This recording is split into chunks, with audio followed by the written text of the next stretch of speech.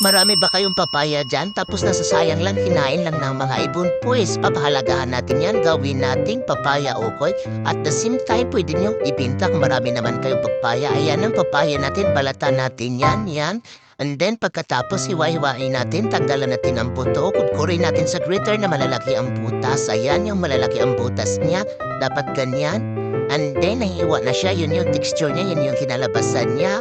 Paghiwa-hiwa tayo ng bawang at onions, tapos garlic powder, ayan, brown pepper, ayan, chili powder is optional lang yan, pati sa aking pagpaalat dito, gumamit na ako ng turmeric kasi wala akong anato powder.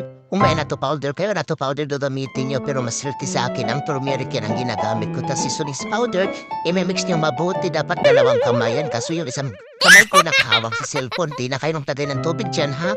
And then cornstarch ang pampalapot niya, yan lang. Hindi na kayo maglagay ng tubig kasi may tubig mismo ang papaya natin. Yan, ganyan. Inimix niyo mabuti, ayan na siya. Low fire lang siya ha, para hindi siya sunog. Ayan. Pwede niyong ibinta ito kung marami naman kayong papaya dyan. Sayang din. Ang sausawan natin is suka, sili, and garlic. Yan.